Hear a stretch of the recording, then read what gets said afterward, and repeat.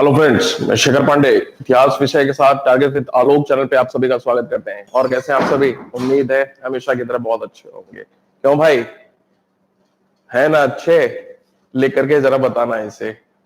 चलो देखो, रोज की तरह हम कुछ प्रश्नों से आज की शुरुआत करते हैं। और आज का जो पहला प्रश्न है, मुद्रा राक्षस, मृच्छकटिकम, हर्षचरित, गौड़ बहो, कीर्ति कौमुदी आदि पुस्तकों के लेखक कौन हैं? फिर से दोबारा से, मुद्रा राक्षस, मृच्छकटिकम, हर्षचरित, गौड़ बहो, कीर्ति कौमुदी पुस्तकों के लेखक के नाम क्या है? थोड़ा सा टाइप करके बताना भाई। गुड मॉर्निंग सभी को। और आप लोग बस प्रश्नों के उत्तर थोड़ा सा टाइप करके हमें बताएं। मैं देखना चाह रहा हूं कि आप लोगों को याद है या नहीं। मुद्रा राक्षस पुस्तक के लेखक कौन है? वृद्धि सिंह, विशाख दत्त, बिल्कुल सही है बच्चे। पूर्णिमा जी गुड मॉर्निंग। गुड मॉर्निंग सारे लोगों को मेरी तरफ से। सर आप पीडीएफ कब तक प्रोवाइड करेंगे? संजीव जी और भी बहुत सारे लोग। भाई मैंने यहाँ पे अपने नोट्स उपलब्ध करा दिए हैं, टाइपिंग का काम चल रहा है और मुझे लगता है कि आज जरूर आपके पास पहुंचेगा। ठीक है, तो कालिदास नहीं, मृच्छकटिकम। प्रश्न है, मुद्रा राक्षस, मृच्छकटिकम, हर्षचरित, गौड़ बहो, कीर्ति कौमुदी पुस्तकों के लेखक कौन है? अगला प्रश्न है, कश्मीर के इतिहास की जानकारी किस पुस्तक से मिलती है? कश्मीर के इतिहास की जानकारी किस पुस्तक से मिलती है? साथ ही इस पुस्तक का लेखक कौन है? इस प्रश्न का उत्तर बताना है। बताएं जरा। आशुतोष गुप्ता जी, नोट्स बनाना जरूरी है क्या? नोट्स बनाना जरूरी है भाई, परीक्षा पास करना है तो जरूरी है। आशीष प्रताप जी, बाढ़ भट्ट बिल्कुल ठीक है। राज तरंगिणी बिल्कुल सही। जितेंद्र जी, राज तरंगिणी बिल्कुल सही। राज तरंगिणी के लेखक कौन है? आगे बढ़ जाते हैं। तीसरा प्रश्न, संगम साहित्य से किनकी जानकारी मिलती है? संगम साहित्य से भारत देश के किस क्षेत्र की या किन राजाओं से संबंधित, किस वंश से संबंधित जानकारी देखने को मिलती है? अगला प्रश्न, विश्व का प्राचीनतम अभिलेख कौन हमें प्राप्त हुआ है? विश्व का प्राचीनतम ज्ञात अभिलेख कौन है और उस अभिलेख में किन वैदिक देवताओं के नाम लिखे हुए मिले हैं? अगला प्रश्न देखते हैं, अशोक के अभिलेखों में किन लिपियों का प्रयोग हुआ है? अशोक के अभिलेखों में मैंने आपको बताया हुआ है किन लिपियों का प्रयोग हुआ है। अगला, किन लेखों में देवानाम पीर के साथ अशोक का वास्तविक नाम लिखा भी मिला है? अशोक को लेकर के दो बहुत ही महत्वपूर्ण प्रश्न बनते हैं, दोनों देख लेते हैं यहां पे। किन लेखों में देवानाम पीर के साथ अशोक लिखा हुआ भी मिला हुआ है? अगला प्रश्न, हाथी गुंफा अभिलेख, जूनागढ़ अभिलेख, प्रयाग प्रशस्ति अभिलेख, ऐहोल अभिलेख का संबंध किन राजाओं से है? फिर से, हाथी गुंफा, जूनागढ़, प्रयाग प्रशस्ति, ऐहोल अभिलेख आदि अभिलेखों का संबंध किन राजाओं से है? आगे बढ़ते हैं। सिकंदर के साथ आने वाले 3 यूनानी विद्वानों के नाम बताना है। सिकंदर के साथ आने वाले 3 विद्वानों के नाम बताना है। अगला प्रश्न, मेगास्थनीज की पुस्तक का नाम क्या है? मेगास्थनीज की पुस्तक का नाम क्या है? 10वां, डायमेकस किसके दरबार में भारत आया था? डायमेकस किस राजा के दरबार में भारत आया था? लास्ट, प्लिनी, टॉलमी, स्ट्रैबो की पुस्तकों के नाम क्या हैं? मैंने आपको बताया था कि मौर्योत्तर काल के अंतर्गत कुछ यूनानी रोमन भारत आते हैं या भारत के बारे में कुछ बातें लिखी हुई हैं। उनमें से एक नाम है प्लिनी, टॉलमी और स्ट्रैबो। इन्होंने कुछ पुस्तकों की रचना भी की थी, उनके नाम बताना है आपको। मित्रों, उम्मीद करता हूं आपको ये सारी चीजें और ये तरीके पसंद आ रहे होंगे, अच्छे लग रहे होंगे और निश्चिंत बने रहिए। बस मेरे तरीके से तनिक भी अपना अकल लगाने की अभी जरूरत नहीं है। बस मेरे तरीके से आप सिस्टम से पढ़ते जाइए। आपका सिर्फ एक काम है, मैं बिल्कुल प्रॉमिस करता हूं कि एक प्रश्न को छोड़ करके सारे प्रश्न इतिहास में बनेंगे। मैं जैसे जैसे आपको ले चलाऊं बस वैसे वैसे आप आगे बढ़ते चले जाइए। मेरे ऊपर बस विश्वास करिए। मैं फिर कह रहा हूं कि सिर्फ एक प्रश्न छूटेगा और कोई भी प्रश्न नहीं छूटेगा। बस मेरे हिसाब से ही आप काम करते चले जाइए, जैसे से जिस तरीके से मैं काम कर रहा हूं वैसे वैसे। और सबसे बड़ी बात, रोज का रोज याद होना चाहिए। सबसे बड़ी शर्त है ये परीक्षा पास करने के लिए, जो भी रोज का काम आपको अन्य टीचर्स के द्वारा भी कराया जा रहा है वो रोज का रोज तैयार हो जाए। नहीं तो फिर अगर आप ये सोचें कि नोट्स नहीं बनाते हैं या आज का वीडियो कल देख लेंगे, तो ये रोज का रोज ये लोड बढ़ता जाएगा और आप सारे लोगों को इस बात की जानकारी है। तो चीजों को जटिल बनाने की तुलना में अच्छा है कि चीजों को टुकड़ों में बांट करके तैयारी किया जाए। तो उम्मीद करता हूं आप मेरी बात समझ रहे होंगे, इशारा समझ रहे होंगे और आप अपनी तैयारी रोज के रोज करते चले आए। अगर कोई समस्या आ रही है तो समस्याओं को थोड़ा सा दूर करने की कोशिश करें।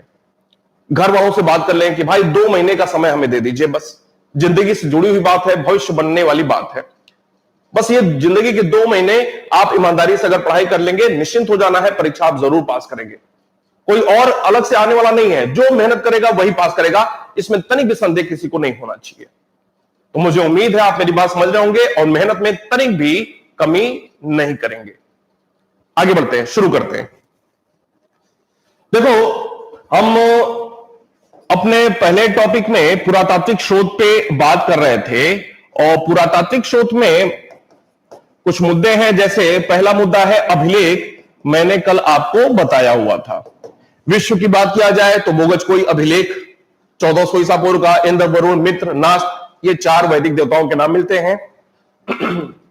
इसके अलावा अगर भारत की बात किया जाए तो भारत में प्राचीनतम जो अभिलेख मिले हुए अशोक के मिले हुए हैं। 4 लिपियों का प्रयोग किया गया है और 4 अलग अलग स्थानों, जिनमें एक मास्की पेपर में यही पूछा जाता है, अशोक का नाम उसकी उपाधि देवानाम प्रियदर्शी के साथ लिखा हुआ मिला है। इसके अलावा भी बहुत सारे अभिलेखों के विषय में आपको मैंने बताया हुआ था, जैसे खारवेल का हाथी गुंफा अभिलेख, फिर उसके बाद जूनागढ़ अभिलेख रुद्रदामन का, फिर प्रयाग प्रशस्ति, फिर उसके बाद समुद्रगुप्त का प्रयाग प्रशस्ति, फिर उसके बाद हर्षवर्धन से संबंधित, फिर एहोल अभिलेख पुलकेशिन द्वितीय से संबंधित, स्कंदगुप्त से संबंधित जूनागढ़ और भीतरे अभिलेख, ऐसे बहुत सारे मैंने अभिलेख आपको बताए हुए थे। उसी कड़ी में जो अगला मुद्दा है हमारा वो है कॉइन्स को लेकर के, मुद्रा को लेकर के। तो भारत में अगर मुद्रा की बात किया जाए तो मुद्रा अगर देखा जाए तो मिट्टी की भी प्राचीन काल में देखने को मिलती है, धातुओं की बनी हुई भी देखने को मिलती है। मुद्रा से संबंधित जो अध्ययन होता है, जिस विज्ञान के तहत, जिस शास्त्र के तहत, उसे कहते हैं मुद्रा शास्त्र। क्या कहते हैं? मुद्रा शास्त्र। तो मुद्रा की अगर बात किया जाए भारत में तो 6ठी सदी अर्थात महाजनपद काल, बिल्कुल समझने की कोशिश करें, 6ठी सदी ईसा पूर्व के पहले भारत में मुद्राओं का प्रचलन मुद्रा के रूप में नहीं था। भारत में प्राचीनतम जो सिक्के खुदाई से प्राप्त हुए हैं वो किस समय काल के हैं? तो प्राचीनतम जो सिक्के मिले हुए हैं वो महाजनपद काल अर्थात 6ठी सदी ईसा पूर्व के मिले हुए हैं। प्रश्न बनता है कि महाजनपद काल के जो आरंभिक सिक्के हैं उन सिक्कों का नाम क्या है? तो इन्हें हिंदी में आहत सिक्के कहे जाते थे या इंग्लिश में इनको पंच मार्क्ड क्वाइन कहा जाता था। Punch marked coin. फिर से, भारत में महाजनपद काल के दौरान प्राचीनतम सिक्के देखने को मिलते हैं, पहली बात। दूसरी बात, इस समय काल के जो सिक्के होते थे उन्हें आहत सिक्का या इंग्लिश में पंच मार्क्ड क्वाइन कहा जाता था। अब आहत क्यों हो जाता था वो बताते हैं। ये जो सिक्के होते थे किस धातु के बने होते थे? तो मुख्यतः चांदी के ये बने होते थे। किस धातु के बने होते थे? चांदी के बने होते थे, लेकिन थोड़े बहुत मात्रा में तांबे के भी ये सिक्के देखने को मिले हैं। इन सिक्कों पर किस प्रकार के चित्र बने होते थे? तो इन पर पेड़, मछली, मयूर, अर्धचंद्र, आधा चांद, इस प्रकार के चित्र बने होते थे। अब इनको आहत क्यों कहा जाता था? अब इनको आहत इस वजह से कहा जाता था, मान लो ये चांदी का एक कोई टुकड़ा है, चांदी का यह एक कोई टुकड़ा है और इस पर किसी पेड़ की आकृति का ऐसे ठप्पा मार करके यह सिक्का बनाया जा रहा है। पेड़ की आकृति का ठप्पा मार करके यह सिक्का बनाया जा रहा है, तो थोड़ा सा क्षत विक्षत भी हो रहा है। तो चूंकि ठप्पा मार करके बनाया जाता था, इस कारण से इन्हें पंचमार्ग या आहत सिक्के कहा गया है। शुरुआत महाजनपद काल से होती है। मुख्य रूप से चांदी के बने होते थे, पेपर में आपको यही लगाना है, चांदी के बने होते थे और थोड़े बहुत तांबे के भी मिले हुए। इन सिक्कों पर किस प्रकार की आकृतियां ठप्पा मार करके बनाई जाती थी? पेड़, मछली, मयूर, अर्धचंद्र आदि, इस प्रकार के पर्वत वगैरह, इस प्रकार के कुछ नेचुरल टाइप की दृश्य या फिर नेचुरल आकृतियां देखने को मिलती थी। आगे बढ़ते हैं। अब ये जो सिक्के होते थे बेसिकली किनके द्वारा चलाए जाते थे? तो यह सिक्के राजा के द्वारा नहीं बल्कि व्यापारियों के द्वारा चलाए जाते थे। आज हम देखते हैं गवर्नमेंट ऑफ इंडिया सिक्के जारी करती है आरबीआई के माध्यम से। विभिन्न समय काल में राजा सिक्के चलाते थे, जारी करते थे। महाजनपद काल में व्यापारियों के द्वारा आहत सिक्कों का प्रचलन किया गया। ये जो आहत सिक्के होते थे महाजनपद काल से शुरू हुए और मौर्य काल तक आहत सिक्कों का ही प्रचलन देखने को मिलता है। महाजनपद काल के बाद अगला जो समय काल है वो है मौर्य काल का। महाजनपद काल से लेकर मौर्य काल तक आहत सिक्कों का ही प्रचलन रहा, लेकिन मौर्य काल में जाकर के कुछ सिक्के व्यापारी लोग भी जारी करते थे और कुछ सिक्के राजा की ओर से अर्थात मौर्य राज्य की ओर से भी जारी किए गए। तो अब धीरे धीरे सिक्कों पर व्यापारियों की तुलना में इतिहास की एक धारा बह रही है, विकास दिखाई दे रहा है कि अब व्यापारियों से सिक्कों का प्रचलन कराने का अधिकार कम किया जा रहा है, छीना जा रहा है और सिक्के पर अब किसकी? राजाओं की पकड़ बन रही है, राज्य की पकड़ या गवर्नमेंट की पकड़ बन रही है। और मौर्योत्तर काल तक आते आते अब व्यापारियों से पूरा अधिकार छीन लिया गया सिक्का ढलाई का, और अब सिक्कों का संबंध मौर्योत्तर काल से निश्चित रूप से राजाओं से जोड़ दिया गया, राजवंशों से जोड़ दिया गया, राज्य की ओर से जोड़ दिया गया। कैसे? अब देखते हैं जरा।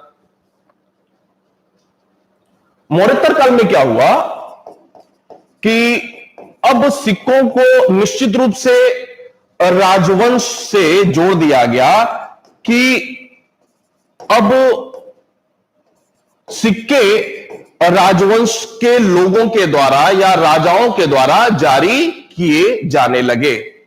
इस प्रकार के जो सिक्के रहे वो सबसे पहले इंडो ग्रीक राजाओं के द्वारा देखने को मिलता है।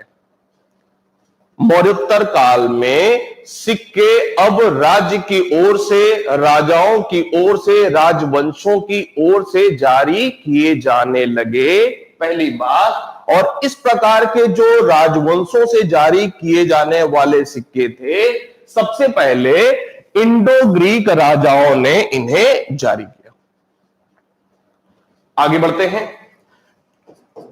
इंडो ग्रीक राजाओं ने न सिर्फ अपने सिक्के पर, अब वो जो पहले पेड़, मछली, अर्धचंद्र जैसी आकृतियां होती थी, अब उन आकृतियों को ठप्पा लगाना बंद हो गया। अब सिक्कों पर राजा का नाम, चित्र, राजा किस देवी देवता की पूजा करता है, उनके चित्र सिक्कों पर देखने को मिले। एक तरफ राजा का चित्र हो गया और पिछली तरफ उनसे संबंधित जो भी देवी देवता होते थे उनके चित्र देखने को मिलते हैं। इसके साथ साथ समय भी देखने को मिलना शुरू हो जाता है। सिक्कों पर समय भी अंकित देखने को मिलते हैं। आगे बढ़ते हैं। अब प्रश्न बनता है, ये तो चांदी की बात हो गई थी, चांदी के सिक्के हाथ सिक्के के रूप में देखने को मिलते हैं। प्रश्न बहुत बार पूछा हुआ है गोल्ड कॉइन्स को लेकर के, स्वर्ण सिक्कों को लेकर के।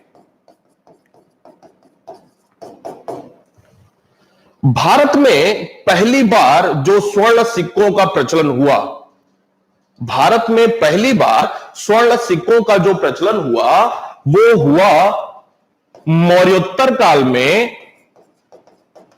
मौर्योत्तर काल के पहले स्वर्ण सिक्के प्रचलित नहीं थे, ध्यान में रखेंगे। मौर्योत्तर काल में भी सबसे पहले किस राजवंश के लोगों के द्वारा स्वर्ण सिक्कों का प्रचलन किया गया? वो थे इंडो ग्रीक।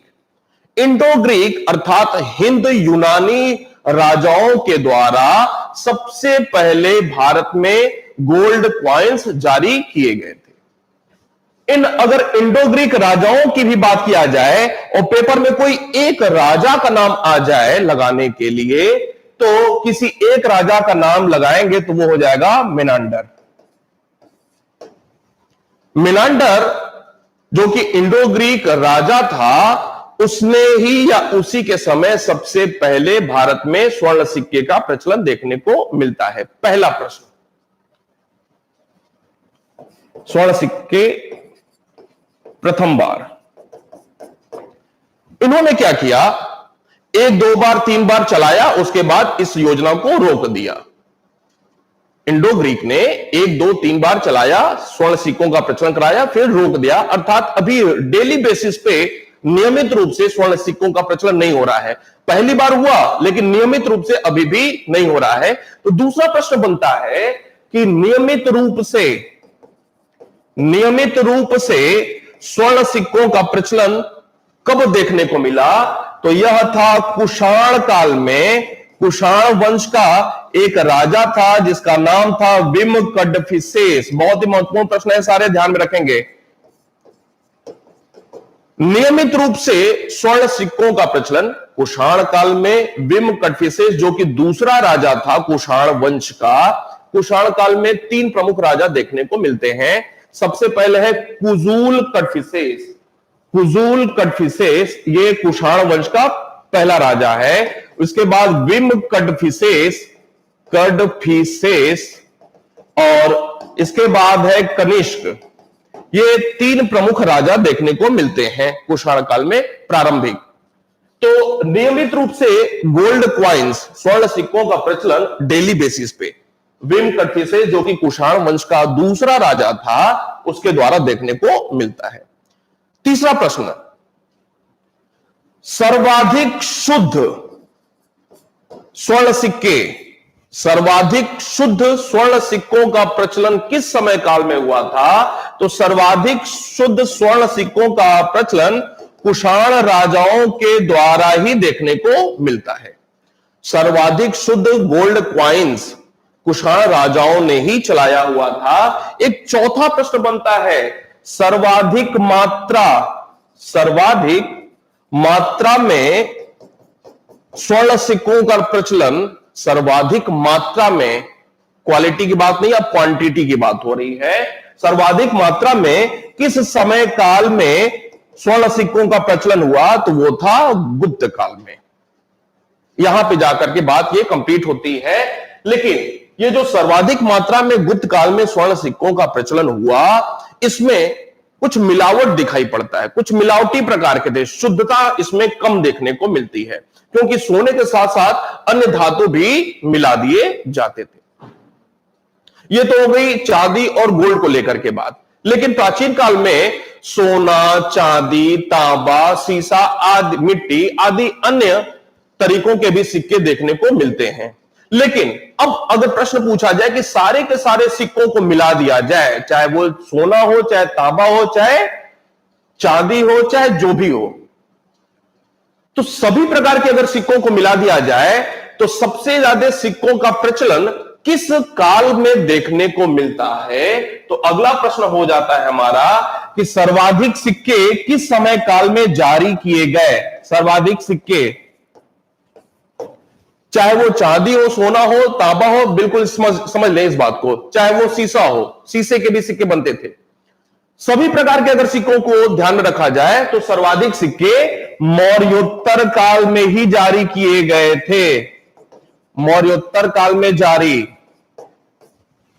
सिर्फ सोने की बात नहीं हो रही है, सिर्फ चांदी की बात नहीं हो रही है, सिर्फ तांबे की बात नहीं हो रही है, सभी प्रकार के धातु के सिक्कों को मिला करके सर्वाधिक सिक्के जो जारी किए गए मौर्योत्तर काल में ही जारी किए गए, जिससे पता चलता है कि प्राचीन काल में सर्वाधिक अच्छी आर्थिक स्थिति किस समय काल की थी? तो सर्वाधिक अच्छी आर्थिक स्थिति अर्थात अर्थव्यवस्था सबसे सुदृढ़ प्राचीन काल में मौर्योत्तर काल की ही देखने को मिलती है। अब सबसे अधिक सिक्के जारी किए गए हैं, इसका मतलब है व्यापार वाणिज्य इस समय काल का सबसे अच्छा है। जब व्यापार वाणिज्य सबसे अच्छा है, इसका मतलब कि कृषि अधिशेष की स्थिति बन रही है, एक्स्ट्रा कृषि हो रही है, औद्योगिक जो भी इंडस्ट्रीज वगैरह है वो बहुत अच्छे हैं, व्यापार वाणिज्य अपने आप में अच्छा चल रहा है। कुल मिलाकर के अर्थव्यवस्था के जितने भी सारे विधाएं हो सकती हैं, आयाम हो सकते हैं, जितने भी तत्व हो सकते हैं, सब समुन्नत स्थिति में है। अर्थव्यवस्था सबसे अच्छी प्राचीन काल की, मौर्योत्तर काल की देखने को मिल रही है। एक प्रश्न और बनता है शीशे के सिक्के को लेकर के। शीशे का सिक्का पहली बार मौर्योत्तर काल में ही सातवाहन वंश के राजाओं के द्वारा जारी किया गया। सातवाहन वंश, शीशे का सिक्का सबसे पहले सातवाहन राजाओं के द्वारा जारी किया गया था। आगे बढ़ते हैं, बहुत लेट चल रहे हैं लोग, कुछ लोग अभी भी गुड मॉर्निंग पे ही अटके पड़े हैं। आगे बढ़ जाते हैं। यह हो गई सिक्कों की बात। सिक्कों के बाद अगला जो मुद्दा है वो है भवन स्थापत्य को लेकर के। तीसरा मुद्दा पुरातात्विक स्रोत में तीसरा मुद्दा है भवन स्थापत्य। भवन स्थापत्य में बेसिकली जो प्रश्न अभी आपके जानने योग्य है वो है मंदिर निर्माण को लेकर के, मूर्ति निर्माण को लेकर के। बारी बारी से देखते हैं, बारी बारी से। भारत में मंदिर निर्माण प्राचीन काल में कब पहली बार हुआ? कई बार यह प्रश्न पूछा हुआ है। तो भारत में जो प्राचीनतम मंदिर थे, प्राचीनतम अर्लीएस्ट प्राचीनतम मंदिर गुप्त काल में देखने को मिलता है। इसका मतलब गुप्त काल के पहले का जो समय काल है, चाहे वो मौर्योत्तर हो, गुप्त काल के पहले चाहे वो मौर्योत्तर हो, चाहे मौर्य हो, चाहे महाजनपद हो, चाहे वैदिक हो, चाहे इंडस वैली हड़प्पा सभ्यता हो, गुप्त काल के पहले मंदिर नहीं दिखाई पड़ते हैं भारत में। भारत में पहली बार मंदिर का निर्माण गुप्त काल में देखने को मिलता है। और जो प्राचीनतम मंदिर है अर्थात गुप्त काल में बना हुआ जो पहला मंदिर है, जो अभी तक खोज में, खुदाई में, जानकारी में आया है, वो है ललितपुर में, उत्तर प्रदेश के ललितपुर में देवगढ़ का दशावतार मंदिर, देवगढ़ का दशावतार मंदिर, यह प्राचीनतम ज्ञात मंदिर है भारत में। किस समय काल का? गुप्त काल का। कहां से? यह प्रश्न 20 बार पूछा हुआ है, आपको बिल्कुल याद रखने की जरूरत है। कहां से? ललितपुर से प्राप्त हुआ है। ललितपुर में स्थान है देवगढ़, देवगढ़ का दशावतार मंदिर। एक प्रश्न। दूसरी बात, अब यह प्रश्न पूछ लिया गया कि यह जो पहला मंदिर था वो विष्णु जी से संबंधित था या शिव जी से संबंधित था? 10 अवतार मंदिर, कॉमन सेंस लगाना है कि यह निश्चित रूप से 10 अवतार वाला मंदिर है, इसका मतलब विष्णु जी से ही संबंधित है।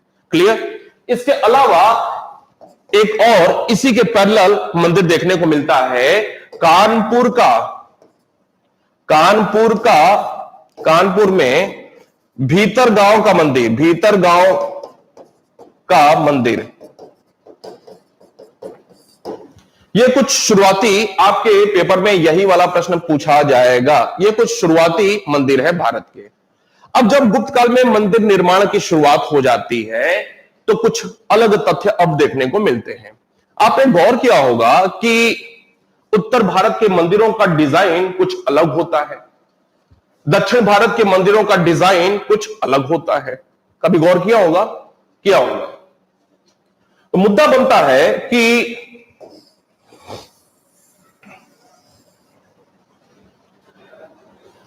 मंदिर निर्माण शैली, मंदिर निर्माण की शैली देखते हैं। प्राचीन काल में, गुप्त काल के बाद, प्राचीन काल में गुप्त काल से मंदिर निर्माण की शुरुआत होती है, उसके बाद प्राचीन काल में मंदिर निर्माण की कुल 3 शैलियां देखने को मिलती हैं। मंदिर निर्माण की 3 शैलियां देखने को मिलती हैं। पहला, नागर शैली, नागर शैली, बेसर शैली और द्रविड़ शैली। ये 3 शैलियां देखने को मिलती हैं। प्रश्न बनता है, इन 3 शैली किस किस क्षेत्र से संबंधित थी? नागर शैली के जो मंदिर होते थे वो उत्तर भारत के मंदिर होते थे। उत्तर भारत के जो भी मंदिर बनते थे किस शैली में बनते थे? नागर शैली कहा गया है उत्तर भारत के मंदिरों को।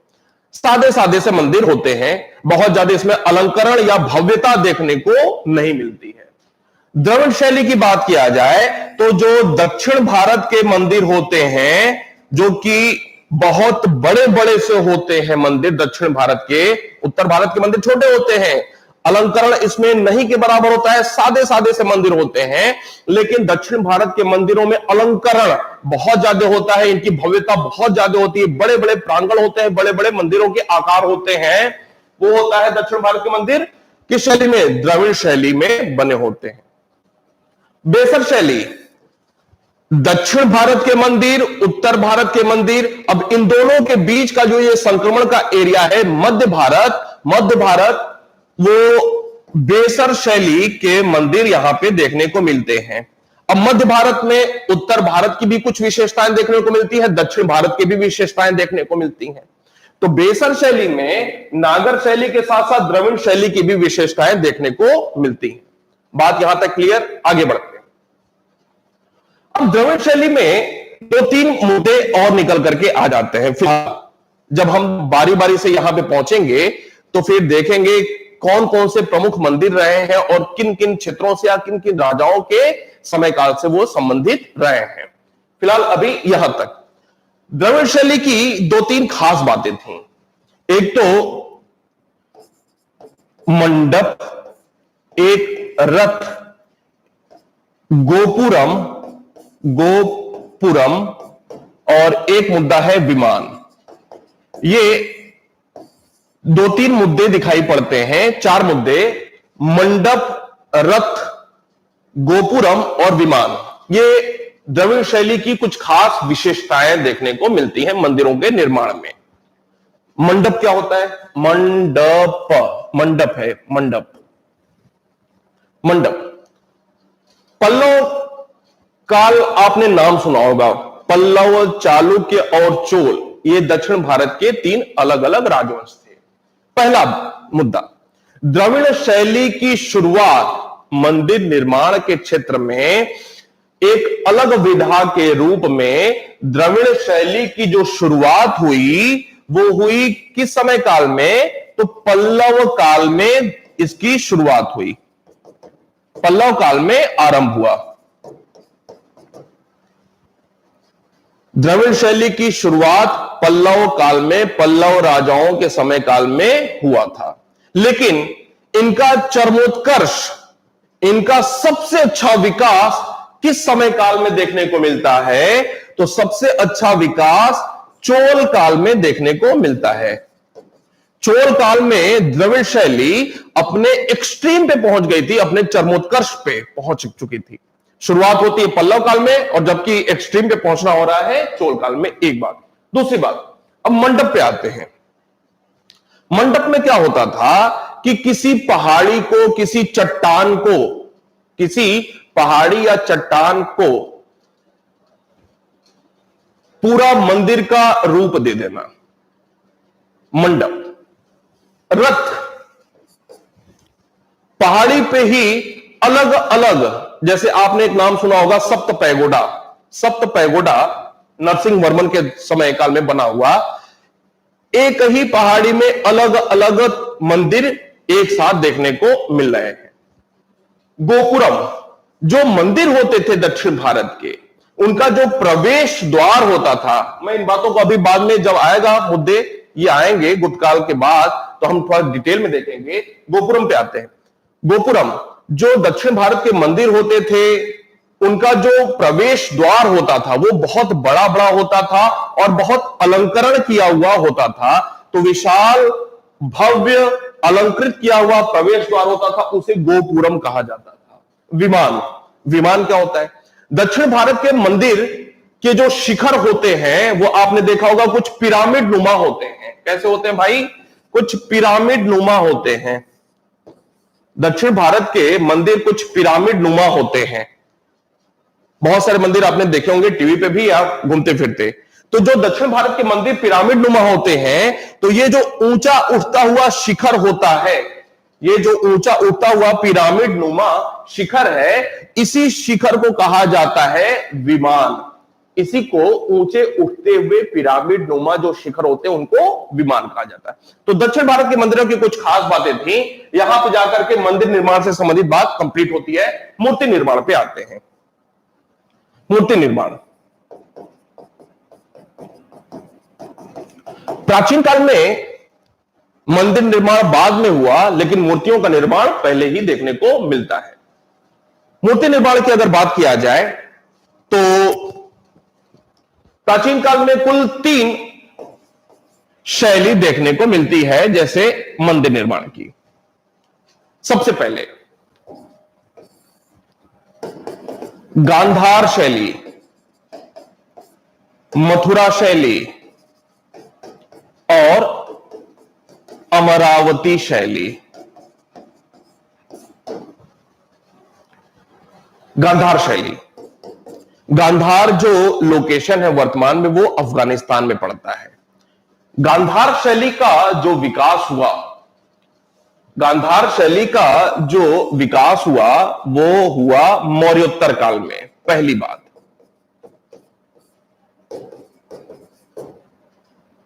गांधार शैली का जो विकास हुआ वो हुआ मौर्योत्तर काल में। पहली बात, गांधार शैली किस शैली से प्रभावित थी? तो यह यूनानी शैली से प्रभावित थी। दूसरी बात, इसकी शुरुआत होती है मौर्योत्तर काल में गांधार शैली की मूर्ति शैली के रूप में। इसका विकास किस देश की कला शैली से प्रभावित था? तो यूनानी हेलेनिस्टिक आर्ट से प्रभावित था। तीसरी बात, सर्वाधिक विकास किस समय काल में हुआ गांधार शैली का? तो कनिष्क के समय अर्थात कुषाण काल में हुआ सर्वाधिक विकास।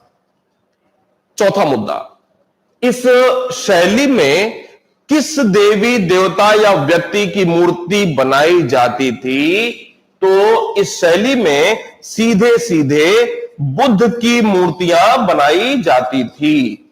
सीधे सीधे मूर्ति, गांधार शैली में मूर्ति जो बनाई जाती थी वो सीधे सीधे बौद्ध धर्म अर्थात बुद्ध की बनाई जाती थी। बुद्ध के अलावा और किसी की भी मूर्ति देखने को नहीं मिलती है। गांधार शैली में मूर्ति बौद्ध धर्म या बुद्ध से संबंधित देखने को मिलती है। That's all. सबसे अच्छा विकास कुषाण काल में हुआ था। किस कला शैली से प्रभावित है? यूनान की कला शैली से प्रभावित है। विकास कब देखने को मिलता है? मौर्योत्तर काल में। बात जाके यहां पे कंप्लीट होती है। आगे बढ़ते हैं। गांधार शैली के बाद अगली जो शैली है वो है मथुरा शैली। मथुरा शैली का शुरुआत और सबसे अच्छा विकास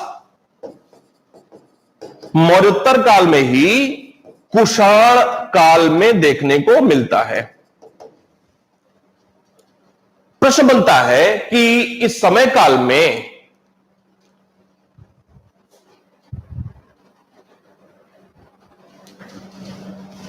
प्रश्न बनता है कि इस मूर्ति शिल्प में, मथुरा कला शैली में मूर्तियां किन किन लोगों से संबंधित होती थी? तो ध्यान रखेंगे कि ब्राह्मण धर्म से संबंधित, ब्राह्मण धर्म से संबंधित, जैन धर्म से संबंधित, बौद्ध धर्म से संबंधित, तीन धर्म प्रचलन में थे और तीनों धर्म से संबंधित जो भी देवी देवता होते थे उनकी मूर्तियां देखने को मिलती हैं। इसके साथ साथ विभिन्न राजाओं की भी मूर्तियां देखने को मिलती हैं। इसके साथ साथ राजाओं के जो सामंत सरदार होते थे उनकी भी मूर्तियां देखने को मिलती हैं। इसके साथ साथ एक और, दैनिक जीवन में जो कुछ घटनाएं देखते हैं हम, उससे संबंधित मूर्तियां भी देखने को मिलती हैं। उनमें जैसे खेलते हुए बच्चे अर्थात आम जनजीवन से संबंधित मूर्तियां भी देखने को मिलती हैं। कहां पे? मथुरा कला शैली में। बात जाके यहां पे कंप्लीट होती है, मथुरा शैली में रिपीट करते हैं फिर से। मथुरा शैली का विकास मौर्योत्तर काल में, कुषाण काल में देखने को मिलता है। मूर्ति इसमें किस किस देवी देवताओं से संबंधित? न सिर्फ ब्राह्मण, जैन और बौद्ध धर्म से, बल्कि राजाओं, सामंतों और दैनिक आम जीवन से जुड़ी हुई मूर्तियां भी देखने को मिलती हैं। एक बात और इसमें कि बाद में मौर्योत्तर काल के बाद गुप्त काल में सारनाथ में एक मूर्ति कला शैली का विकास हुआ। सारनाथ में बहुत सारे मूर्ति शिल्पकार इकट्ठे हुए, वहां पे उस नाम से, सारनाथ के नाम से मूर्ति कला शैली का विकास हुआ। तो प्रश्न बनता है, सारनाथ कला शैली का विकास किससे हुआ? तो सारनाथ कला शैली का विकास मथुरा शैली से ही हुआ है। तीसरा मुद्दा, अमरावती। अमरावती कला शैली, दक्षिण भारत। अमरावती कला शैली का विकास मौर्योत्तर काल में ही देखने को मिलता है। और इसमें ध्यान रखने की बात यह है कि जो भी मूर्तियां बनती थीं, विशेषकर बुद्ध या बौद्ध धर्म से मूर्तियां संबंधित थीं। बुद्ध या बौद्ध धर्म से संबंधित मूर्तियां यहां पे देखने को मिलती हैं। अलग अलग काल में इस शैली का विकास होता चला गया। मौर्योत्तर काल में इसकी शुरुआत हुई, गुप्त काल में भी इससे संबंधित मूर्तियां यहां पे देखने को मिलती। ये मोटे तौर पे मूर्ति निर्माण शैली से संबंधित बातें थी, आपके सामने वो रखा। मूर्ति निर्माण के बाद कुछ अन्य बातें भी देखने को मिलती हैं, कुछ अन्य तथ्य।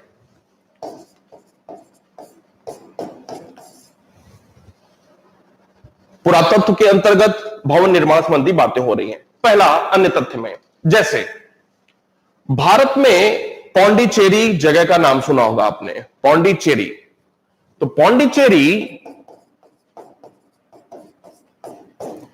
के निकट, पौंडीचेरी के निकट आपको पता होगा कि पौंडीचेरी यहां भी है, पौंडीचेरी यहां भी है, पौंडीचेरी यहां भी है, पौंडीचेरी यहां भी है। पौंडीचेरी कुल 4 जगहों पे देखने को मिलता है भारत में। इन चारों को सामूहिक रूप से पौंडीचेरी नाम दिया गया है। ये माहे का जगह है, पौंडीचेरी, करिकाल, पौंडीचेरी, करिकाल और ये न म, ये 4 जगहों पे पौंडीचेरी फैला हुआ है भारत में। तो अगर मुद्दे की बात किया जाए तो पौंडीचेरी के निकट एक जगह है अरिकामेडु। याद कर ले, बहुत बार प्रश्न पूछा हुआ है, कभी भी पूछा जा सकता है। अरिकामेडु, अरिकामेडु में कुछ समय पहले खुदाई हुई थी। अरिकामेडु में खुदाई हुई और यहां से रोमन बस्तियों के साक्ष्य मिले हुए हैं। रोमन बस्ती एंड वस्तुएं। पौंडीचेरी के निकट अरिकामेडु नामक स्थान से पूरी की पूरी रोमन व्यापारियों की बस्ती देखने को मिलती है, जिससे क्या पता चलता है? जिससे यह पता चलता है कि उस समय काल अर्थात मौर्योत्तर काल में भारत का रोमन साम्राज्य के साथ व्यापारिक रिश्ता बहुत ही घनिष्ठ प्रकार का था। इतना कि न सिर्फ व्यापारी आकर के यहां से वस्तु खरीदते थे और यहां से ले जाकर के वहां बेच देते थे, बल्कि इतना संगठित रूप से यह व्यापार होता था कि पूरे के पूरे रोमन्स ने, यूनानियों ने यहां पे अपनी बस्ती ही बसा ली हुई थी। आगे बढ़ते हैं। दूसरा मुद्दा, भारत में लोहे की शुरुआत, लोहे का प्रचलन बहुत ही महत्वपूर्ण मुद्दा है।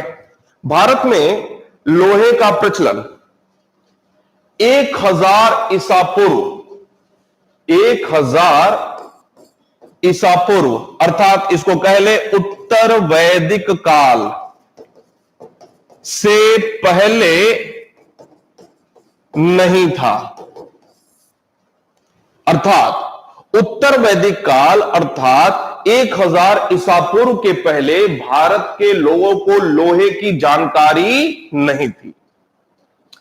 अब अगर एक प्रश्न पूछा जाए, अब ये लोहे की जो जानकारी इस समय काल में मिली है, कहां से मिली है? वो अतिरंजी खेड़ा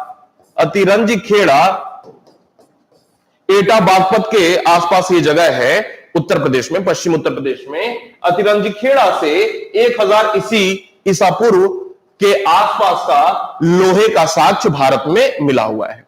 अब 1000 ईसा पूर्व से पहले अगर चले तो पूर्व वैदिक काल, उसके पहले ताम्रपाषाण काल, उसके पहले हड़प्पा सभ्यता, उसके पहले पाषाण काल।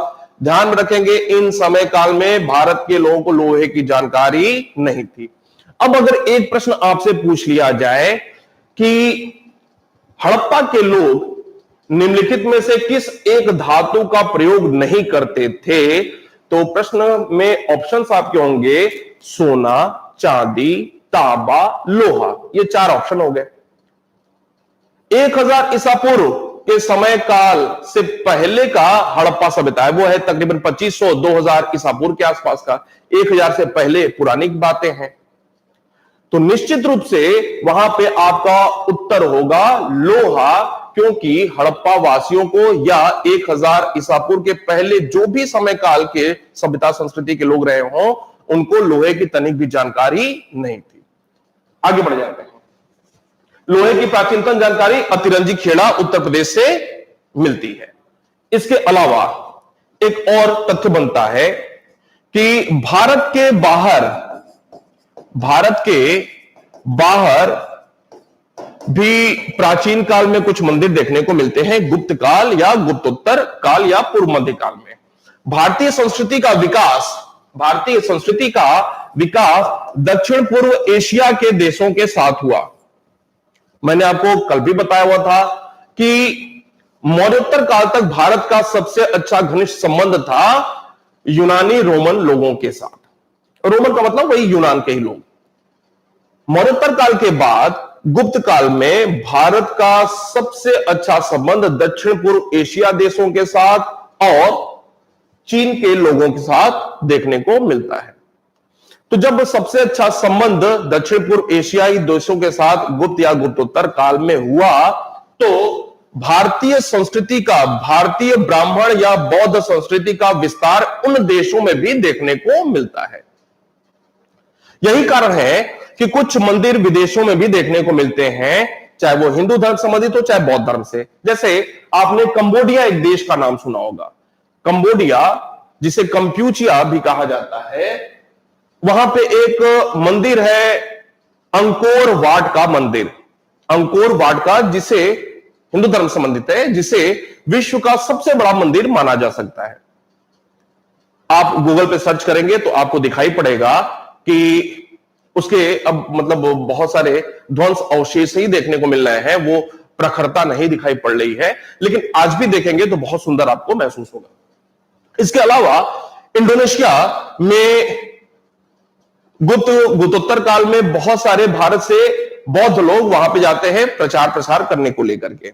उसी संदर्भ में इंडोनेशिया में एक द्वीप है जावा। जावा में एक जगह है बोरोबुदुर, BOROBUDUR, बोरोबुदुर। बोरोबुदुर का बौद्ध मंदिर बहुत ही फेमस है।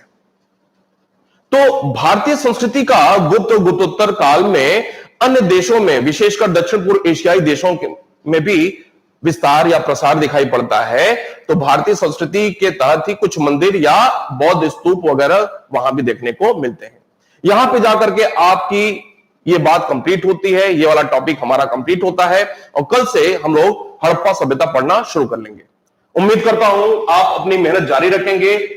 बिल्कुल अपने टीचर्स के ऊपर विश्वास बना रखिए। प्रश्न मैंने अपने सब्जेक्ट के बारे में कहा है, सिर्फ एक ही छूटेगा, उससे ज्यादा तनिक नहीं छूटेगा। मेरे तरीके से काम करते चले जाइए। ये क्लास जो भी सामान्य तथ्य हैं उनसे हो रही है, और इसके साथ साथ हम आपको आपके साथ और क्या क्या चीजें इतिहास में करने वाले हैं, पहले भी बताया था, फिर से बता रहा हूं कि बहुत सारे प्रश्नों के माध्यम से आपके चैप्टर बाय चैप्टर तैयारी हम करते चले जाएंगे। जो भी कुछ सामान्य से रोज क्लासेस हो रही हैं, सामान्य से 2 भी 10-12 प्रश्न दिखाई दे रहे हैं, महत्वपूर्ण प्रश्न यहीं से आएंगे, वो आपको रोज यहां पे प्रैक्टिस कराया जा रहा है। इसके अलावा भी हर चैप्टर से संबंधित अभी 1-2 दिन बाद ही आप देखेंगे एक प्रश्नों का संग्रह लेकर के मैं आपके सामने आने वाला हूं। मिलते हैं, धन्यवाद।